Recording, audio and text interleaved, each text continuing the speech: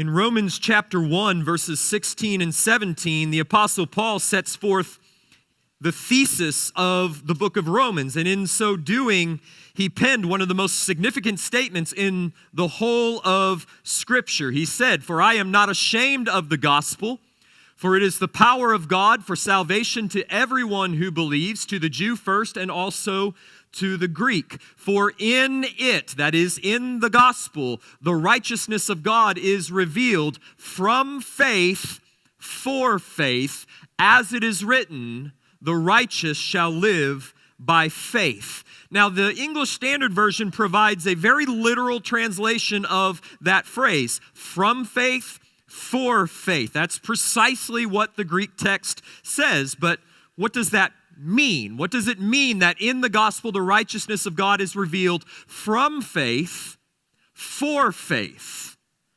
Although more a paraphrase, I think the NIV captures Paul's sense gloriously. It says, "For in the gospel the righteousness of God is revealed, a righteousness that is by faith from first to last." I think that's what Paul means in Romans 1:17, and that this is the meaning, I think, is borne out by the very next phrase in which Paul quotes from Habakkuk 2:4, "As it is written, the righteous shall live by faith." Not be justified by faith, although that is certainly included, as the forthcoming chapters of Romans will demonstrate, but live by faith. The gospel of the righteousness of God is not merely for unbelievers. It's not merely the answer to how can the unrighteous be made right in the sight of a just and holy God. If the gospel were merely about getting right with God, Romans would end after chapter 5. But it doesn't. It proceeds with chapter after chapter about living by grace through faith for holiness. Justification is but the beginning of the life of faith. Just as we believed God's promise to justify us, that is, for God to declare us righteous in His sight by the blood and righteousness of Christ, so too must we believe God's promise that He will sanctify us, that is, make us righteous by His power through the Holy Spirit.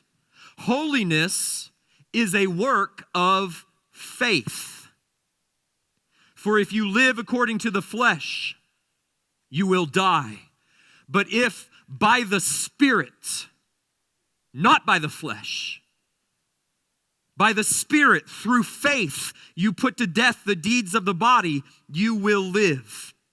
So how does a Christian make war against indwelling sin, against the world and the flesh and the devil, and so receive the promised inheritance? The answer that Paul gives in the book of Romans and the answer that the author of Joshua gives is by the powerful working of God, by faith in the powerful working of God by the Spirit. The righteous, whether we're in the Old Testament or the New, the righteous shall live, be justified, be sanctified, be glorified by faith.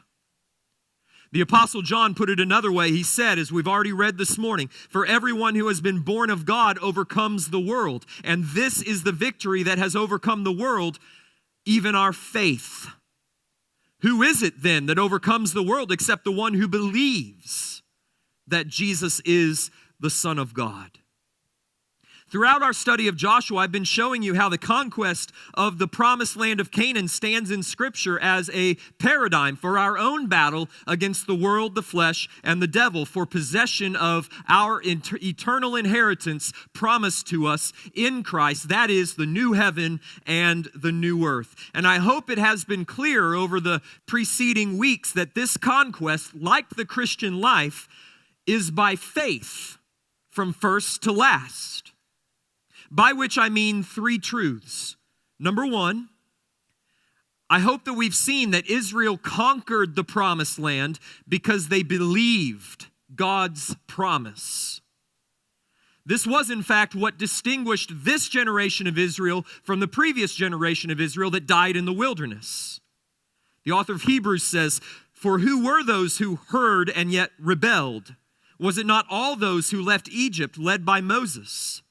And with whom was he provoked for 40 years? Was it not with those who sinned, whose bodies fell in the wilderness? And to whom did he swear that they would not enter his rest, but to those who were disobedient? And watch this next phrase. So we see that they were unable to enter because they did not believe, because of unbelief.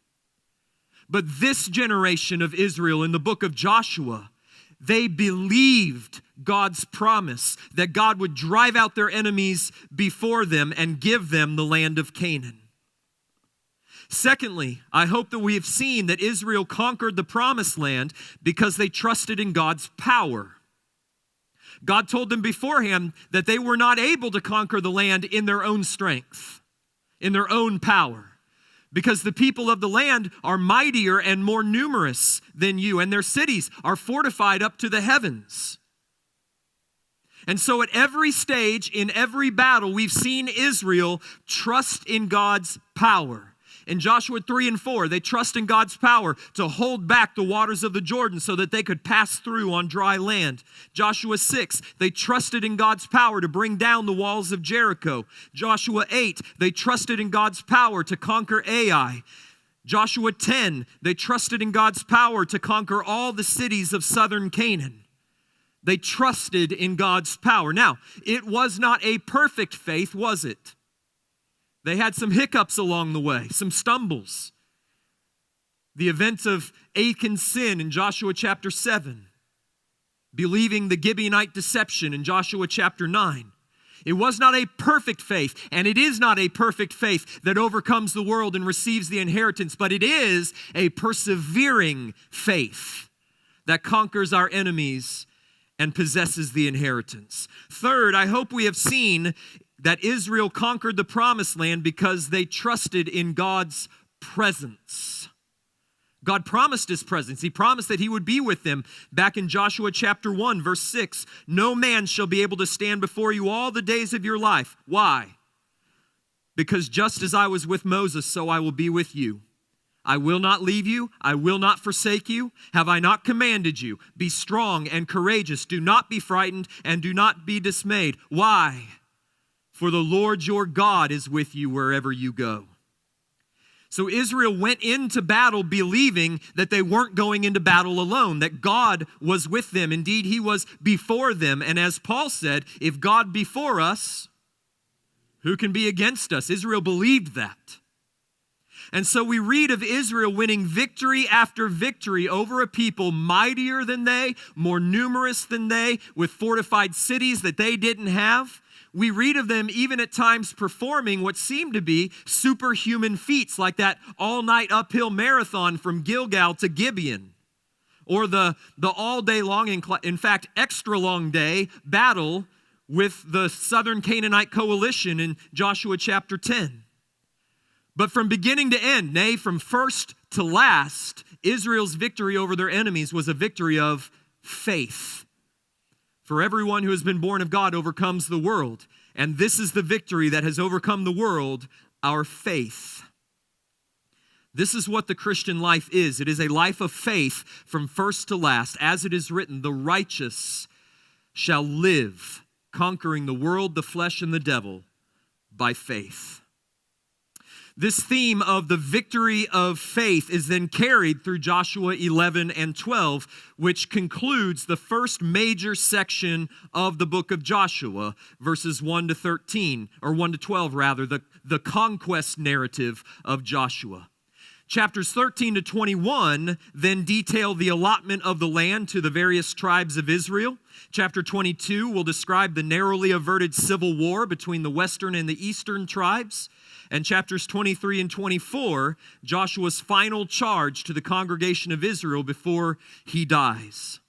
So this morning, we're going to return one more time to this theme of living and fighting by faith. And I'm going to point out 5 qualities of victorious faith that Israel possessed in their conquest over their enemies, and that we must possess if we too are to conquer our enemies, namely the world, the flesh, and the devil, and so enter into the promised inheritance. Number 1, faith resists fear of God's enemies.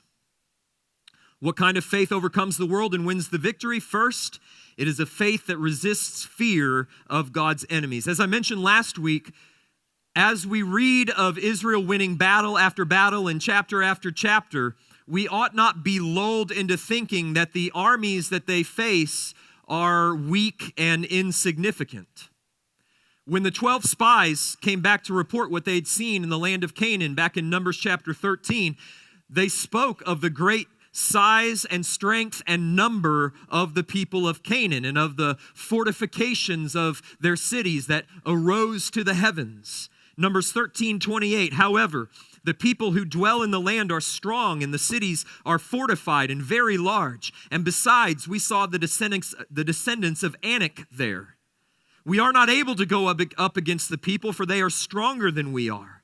And all the people we saw in it are of great height. And we saw the Nephilim, the sons of Anak, who come from the Nephilim. And we seemed to ourselves like grasshoppers, and so we seemed to them. That was just 40 years earlier, before the events of the book of Joshua. Now, a generation later, in Deuteronomy, which is Moses' last sermons to his people, Moses confirms the essential truthfulness of the spies' report. The problem with that previous generation of Israel was not that they had overestimated the size and strength of the Canaanites, but that they had underestimated the size and strength of their God. Deuteronomy 9, verses 1 through 3. Hear, O Israel, you are to cross over the Jordan today to go in to dispossess the nations. Watch this. Greater and mightier than you. Cities great and fortified up to heaven, a people great and tall, the sons of the Anakim, whom you know and of whom you heard it said, who can stand before the sons of Anak? Know therefore that he who goes over before you is a consuming fire, and he is the Lord your God. He will destroy them and subdue them before you. You shall drive them out and make them perish quickly, as the Lord has promised you. Not because they are small and weak and insignificant. No, they're as bad and as big as you have heard. But your God is bigger and badder. He's a consuming fire. He will go before you. He will destroy your enemies and hand them over to you. So when in Joshua 10 and 11, we read of the armies of southern Canaan, Joshua 10, and northern Canaan, Joshua 11, arrayed together against Israel, I want you to understand that from a human perspective, there is every reason for Israel to be terrified. These people are fierce. They are many. It's going to say that they're the number of the sand of the seashore. And some of them are giants, like for real, literal giants. The Anakim, as we will see momentarily. So with that background, let's read verses 1 through 5. When Jabin, the king of Hazor, heard of this, he sent to Jobab, king of Madon, and to the king of Shimron, and to the king of Akshaph, and to the kings who were in the northern hill country, and in the Arabah south of Chinneroth, and in the lowland, and in Naphoth Dor on the west, the Amorites, the Hittites, the Perizzites, and the Jebusites in the hill country, and the Hivites under Hermon in the land of Mizpah. And they came out with all their troops, a great horde, in number like the sand that is on the seashore, and with very many horses and chariots. And all these kings joined their forces and came and encamped together at the waters of Merom to fight against Israel.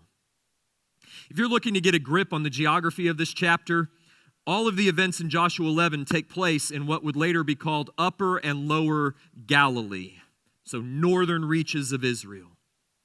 Everything in this passage is aimed at evoking the size and the strength of the enemy force. I want to point out 3 items in particular that would have struck fear into the hearts of the Israelite people had they not had a greater faith in the Lord their God. 3 things that they could have feared. Number 1, they could have feared the immense size of the enemy force. Multiple kings and kingdoms gathered together against Israel. By all appearances, it is a vastly superior coalition to that of the 5 southern kingdoms that they defeated in Joshua chapter 10. Hazor, where Jabin was king, was a large and strategic city located about 8 miles north of the Sea of Galilee. You can still go today to its archaeological remains, which reveal that it was a city of more than 200 acres in area. The text mentions 2 kings by name, 4 cities, 4 regions, and 6 people groups. According to one commentator, the overall effect of the listing of such widely scattered cities, regions, and peoples is to cast a dark cloud of impending doom over the Israelites. The author then caps on the account with this descriptive little image. And they came out with all their troops, a great horde, in number like the sand that is on the seashore. That could have terrified the Israelites. Secondly, the superior technology of the enemy force could have terrified the Israelites. In addition to superior numbers, they have something that Israel does not have, namely very many horses and chariots. In an age of hand-to-hand combat, a large cadre of chariots was an irresistible force. It would be capable of breaking through enemy lines and mowing down entire divisions in a single pass. Foot soldiers can't stand before chariots. Finally, the enemies of Israel have giants. These are the famed Anakim, or the sons of Anak. I want you to look ahead in Joshua 11, down at verse 21. And Joshua came at that time, and he cut off the Anakim from the hill country, from Hebron, from Debir, from Anab, and from all the hill country of Judah, and from all the hill country of Israel. Joshua devoted them to destruction with their cities, and there was none of the Anakim left in the land of Israel. Only in Gaza, in Gath, and in Ashdod did some remain. Now you will remember that there was one such descendant of the Anakim who remained in Gath of the Philistines even to David's day. His name was Goliath, 1 Samuel chapter 17, verse 4. It was the almost mythological stature of these people that had terrified the previous generation of Israelites. Back in Numbers 13, you remember the spies said, the people who dwell in the land are strong. The cities are fortified and very large. And besides, we saw the descendants of Anak there. We saw the Nephilim there. The sons of Anak who come from the Nephilim. And we seem to ourselves like grasshoppers in their sight, and so we seem to them. Now, I'm going to pass over the thorny issue of just who these Nephilim are this morning and whether this reference is to be taken literally or figuratively. The point here is that there were huge giants of great stature next to an average man who lived in the land of Canaan. Goliath, one of their descendants, for instance, is said to have been 6 cubits and a span, that is over 9 feet tall. His armor weighed in excess of 125 pounds. You think about what kind of man can fight in 125 pounds of armor. By the way, there's a 13th century, so from around a little bit later, but around this same time, there's a 13th century BC Egyptian papyrus that they've discovered that describes Bedouin who lived in the land of Canaan, and it says this: some of whom are 4 cubits or 5 cubits from their nose to their foot, and they have fierce faces. This is an Egyptian source. It's not even Israelite. This is an Egyptian source, and it says 5 Egyptian cubits, by the way, would be about 2.7 meters or almost 9 feet tall. It says there's giants living up there in Canaan. In other words, there's ample evidence, both biblical and extra-biblical, of a race of gigantic men living in Canaan at this time, and the Israelites feared them. Well, it's into this context that the Lord speaks these words, verse 6. And the Lord said to Joshua, do not be afraid of them, for tomorrow at this time I will give over all of them slain to you. And so it was, as we will see in a moment. The point that I want to make here is that faith is not the absence of fear. It's not the absence of formidable enemies. If there were no cause for alarm, if the Israelites were not naturally afraid, there would have been no cause for the Lord to tell them in verse 6, don't be afraid. It was perfectly national. It was perfectly rational for Israel to be afraid. They're staring down an army that numbers like the sand of the seashore. They have many horses and chariots, and they've got giants. Of course they're afraid. It would be irrational to not be. Faith is not the absence of fear. It is the conquest of fear. It is the resistance of fear. It is the victory of faith over fear. It is not allowing fear to dictate your response, to dictate what you're going to do in this present situation, but rather allowing the word and the promise of God to dictate your actions. The previous generation of Israelites did not believe the word and promise of God, and so fear led them to flee from their enemies and to rebel against the Lord. This generation, as we will see, did believe the word and the promise of God. So in spite of their fear, they fought their enemies and they won the victory. In the final analysis, what won the victory in Joshua 11? It wasn't their strength, it wasn't their might, it wasn't their wisdom and their strategic battlefield ingenuity, it was their faith. And this is the victory that overcomes the world, even our faith. So let me ask you, what do you fear? What opposition do you face right now in your life that appears to you as fearful as an enemy horde with chariots, horses, and giants? Throughout this series, I have broadly identified the enemies that we face as the world, the flesh, and the devil. But this morning, I want you to get specific. I want you to get personal. What trial, what tribulation, what temptation do you face right now that you fear? Is it relational, financial, vocational, sexual, physical, missional? I want you this morning to identify your enemies. And by the way, if you can't identify your enemies, are you even fighting? I want you to identify the enemies that you face right now, and then I want you to see this battle as one, not between you and this enemy, but a battle between faith and fear. The question for you this morning is, will you believe the word and promise of God, or will you believe what you can see and what you can reason with your own understanding? There was no human reason for Israel to believe they could win this battle. All they had was the promise of God and a history of seeing his faithfulness to his promises in days past. That's all you have as well. It was enough for Israel, as we will see. The question is it enough for you? What kind of faith overcomes the world? Second, it is a faith that rests in God's promises. Let's go back to verse 6 and the Lord's promise to Joshua and the people of Israel, and then I'm going to show you how Israel responded to God's promise. Verse 6, and the Lord said to Joshua, do not be afraid of them, for tomorrow at this time I will give over all of them slain to Israel. You will hamstring their horses and burn their chariots with fire. So Joshua and all his warriors came suddenly against them by the waters of Merom and fell upon them.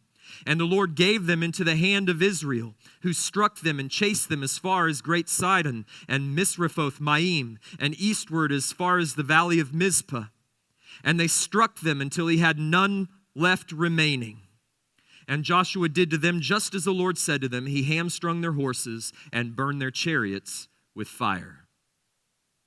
Clearly, Israel did not give in to fear at the sight of this massive horde that was the Canaanite coalition with its horses and chariots and giants. Israel did not flee, they did not retreat. Rather, they attacked, and as we see, they did so strategically. The author mentions in verse 7 that Joshua ambushed the Canaanite coalition by the waters of Merom. And this location is in Upper Galilee. It sits at about 4,000 feet above sea level in a mountainous region that's not conducive to chariot warfare. In other words, Joshua attacked the Canaanites before they could get their chariots and their horses to the plains of Esdraelon, where they would have then had the tactical advantage. So what can we learn about faith from this passage? Well, just as we saw a few weeks ago in the difference between the defeat of Jericho in Joshua 6 and the defeat of Ai in Joshua 8, Joshua 6, there's this extraordinary act of God where God brings down the walls of Jericho by himself without Israel's help.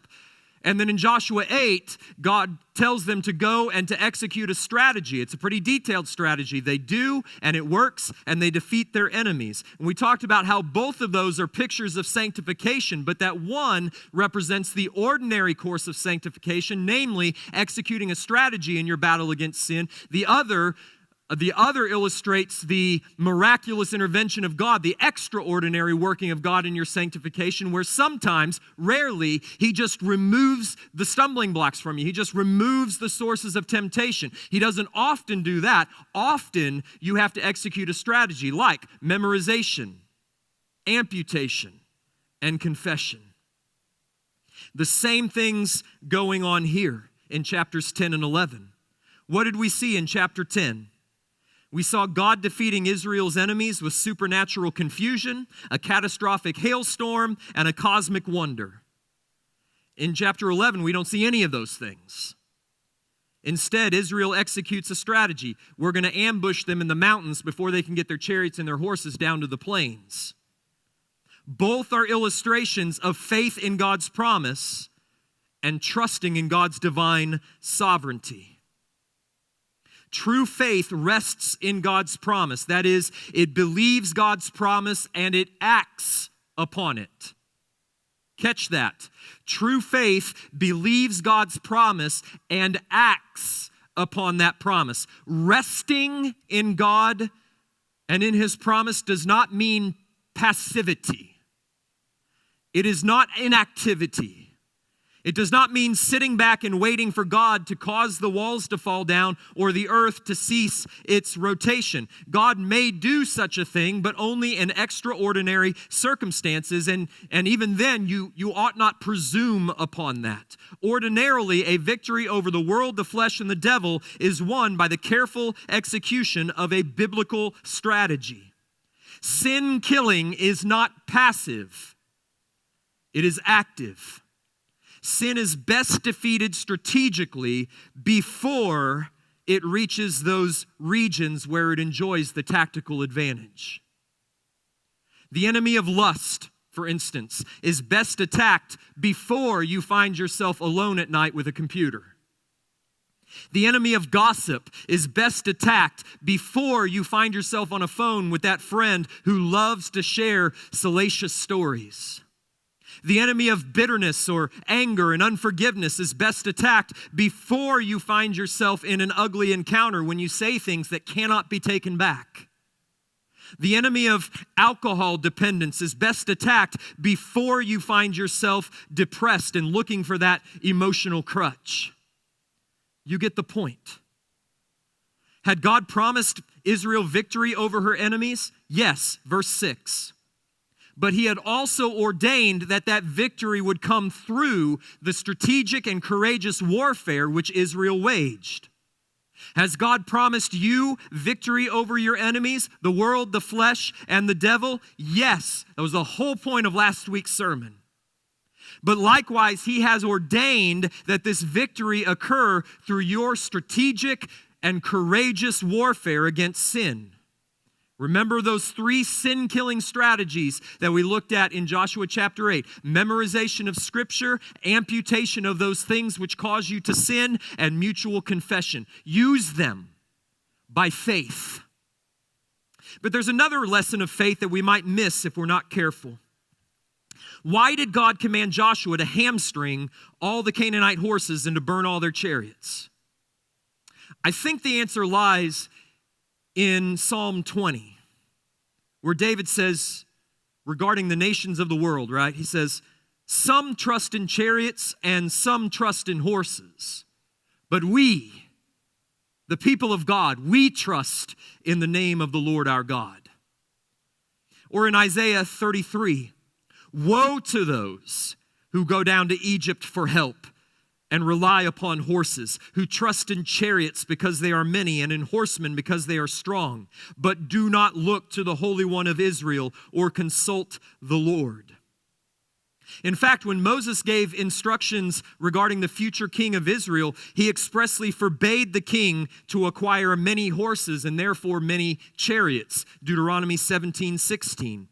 It would appear then that God did not want Israel to accumulate the latest and greatest in military technology, lest they find themselves trusting in themselves and in their machines of war rather than in their God.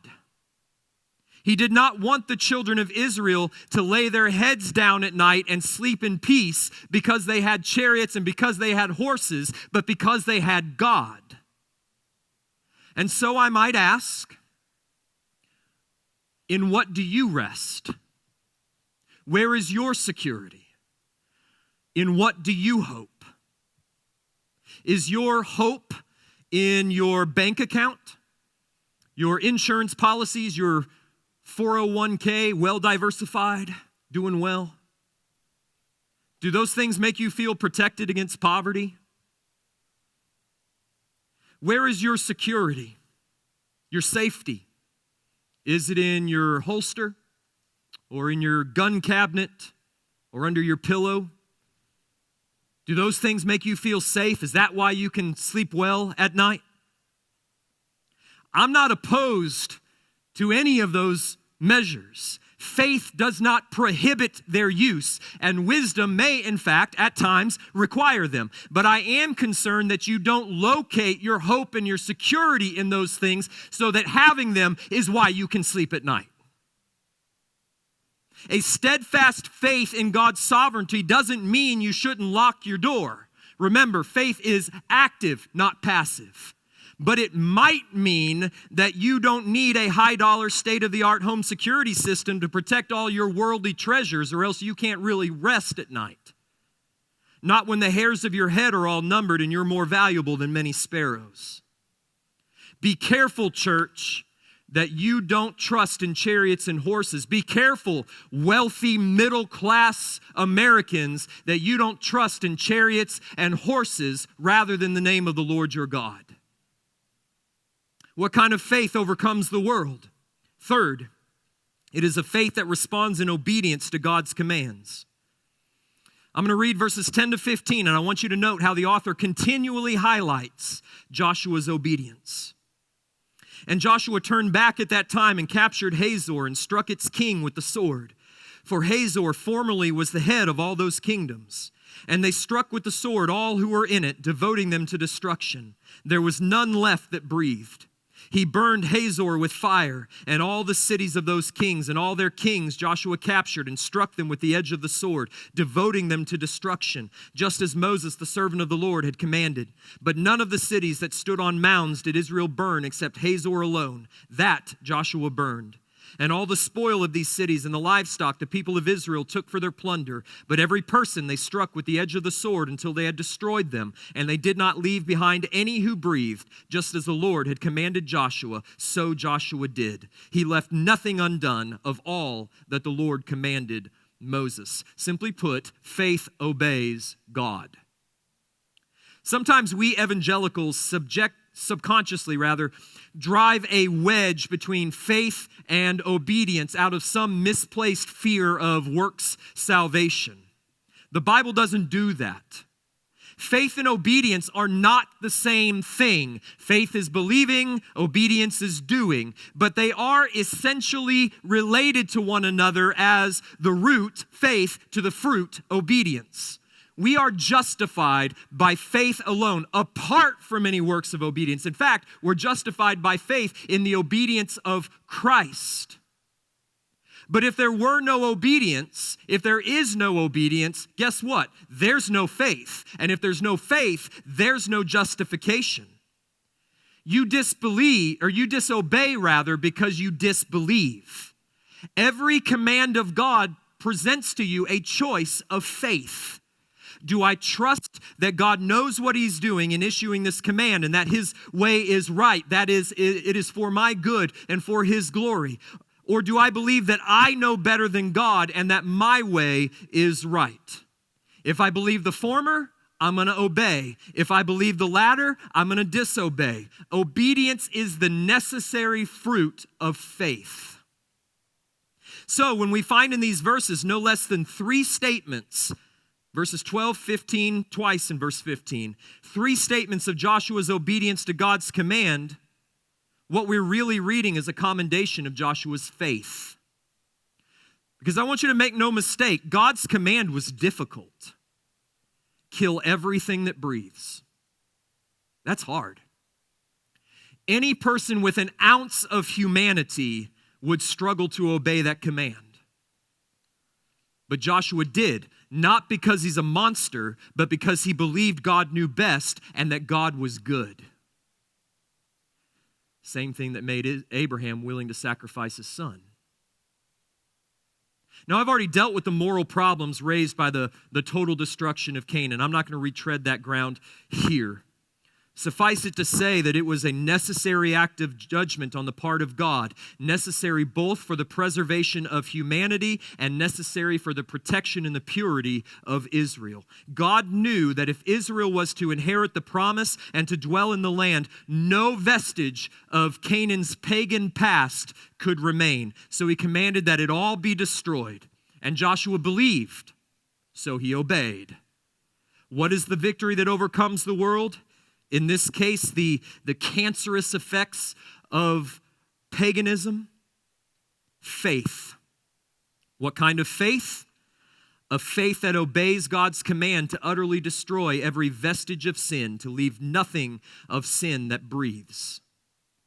So at this point, the believing response to this portion of the sermon would be to evaluate your life and see whether there be any remaining vestiges of your pagan past that need to be put to death. Pagan habits, pagan relationships, pagan practices. The command of God to you is slay them all. Leave nothing alive. And if you believe, you'll obey. What kind of faith overcomes the world? Fourth, it is a faith that remembers God's sovereignty over all, including our enemies. I'm going to read the remainder of the chapter now, which is a summary of Israel's whole conquest. And I want you to highlight especially verse 20 when we get there, where the author puts his own theological perspective upon this conquest. Beginning in verse 16. So Joshua took all that land, the hill country, and all the Negeb, and all the land of Goshen, and the lowland, and the Arabah, and the hill country of Israel, and its lowland from Mount Halak, which rises towards Seir, as far as Baal Gad, in the valley of Lebanon, below Mount Hermon. And he captured all their kings and struck them and put them to death. Joshua made war a long time with all those kings, 7 years, as we'll come to find out. There was not a city that made peace with the people of Israel except the Hivites, the inhabitants of Gibeon. They took them all in battle. For it was the Lord's doing to harden their hearts that they should come against Israel in battle, in order that they should be devoted to destruction and should receive no mercy, but be destroyed, just as the Lord commanded Moses. And Joshua came at that time and cut off the Anakim from the hill country, from Hebron, from Debir, from Anab, and from all the hill country of Judah, and from all the hill country of Israel. Joshua devoted them to destruction with their cities. There was none of the Anakim left in the land of the people of Israel. Only in Gaza, in Gath, and in Ashdod did some remain. So Joshua took the whole land according to all that the Lord had spoken to Moses, and Joshua gave it for an inheritance to Israel according to their tribal allotments.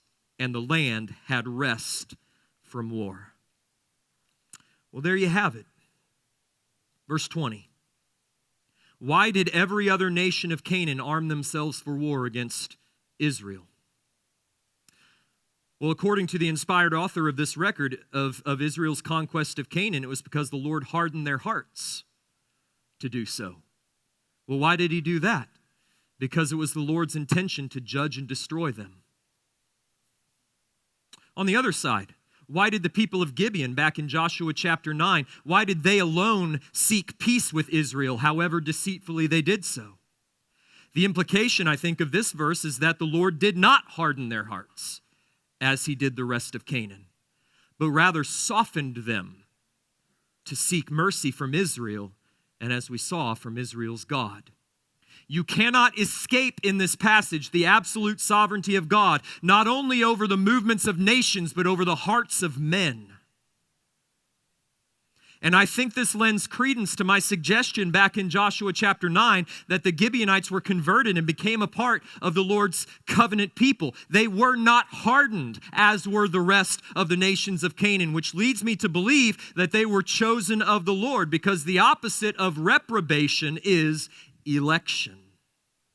So then he has mercy on whomever he will, Gibeonites, and he hardens whomever he wills, Canaanites. A faith that overcomes the world and inherits the land is a faith that recognizes and remembers the absolute sovereignty of God, even over your enemies.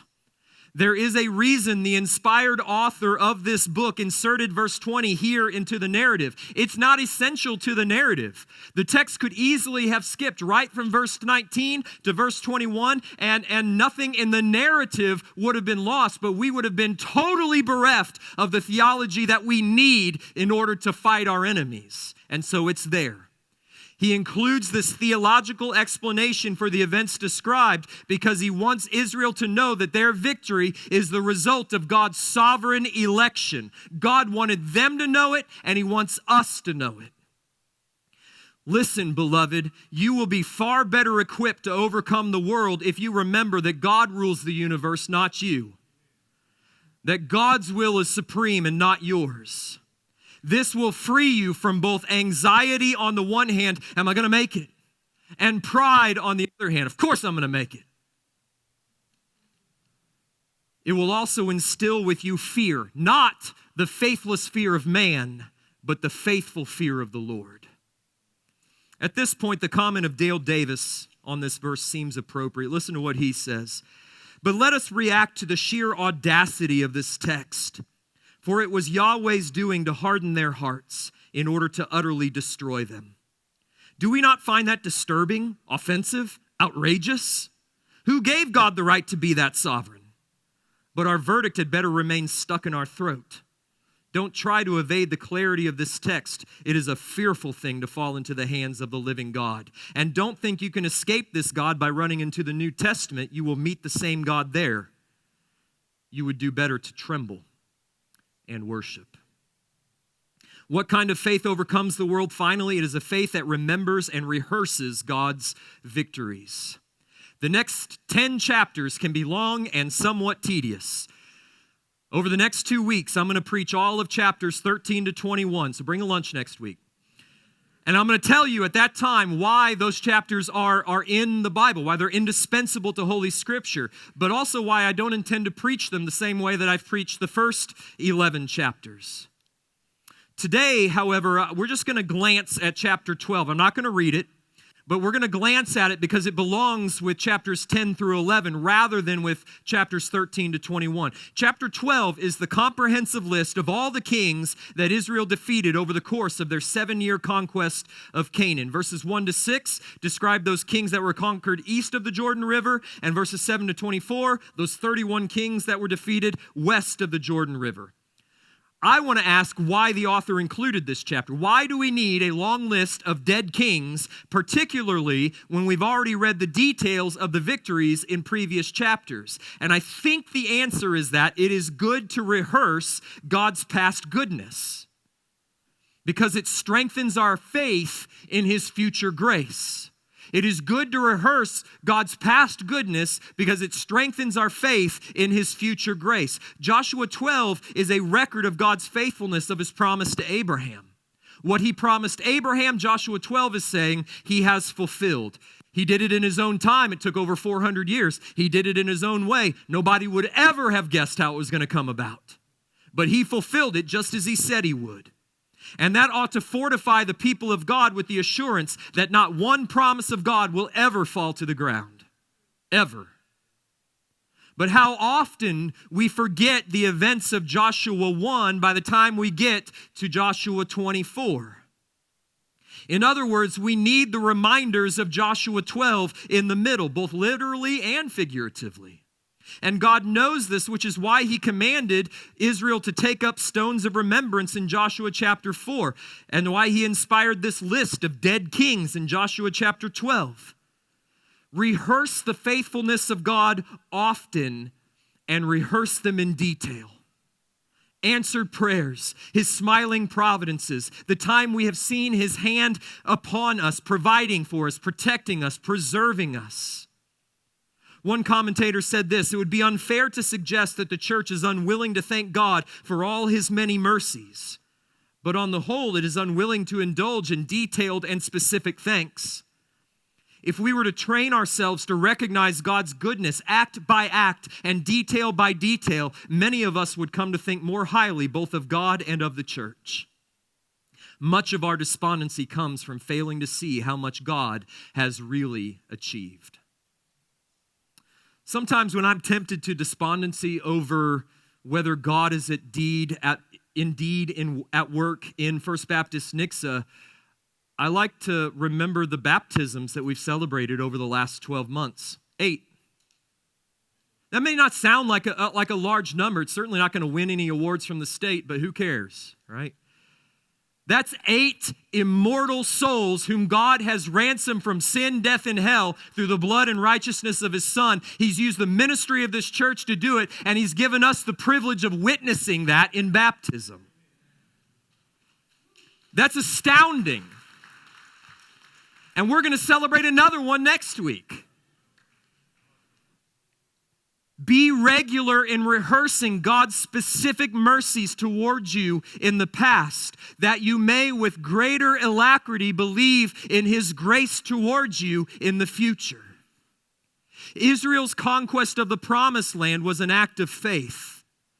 And so is our triumph over the forces of the world, the flesh, and the devil, in order that we may possess our inheritance. Paul said that in the gospel, the righteousness of God is revealed by faith from first to last. From start to finish, the righteous live by faith. But what kind of faith? We've seen this morning by faith that resists fear of God's enemies, rests in God's promises, responds to God's commands, remembers God's sovereignty, and rehearses, often and in detail, God's victories. That's the kind of faith that overcomes the world. The question that I'm going to ask is, do you have that kind of faith?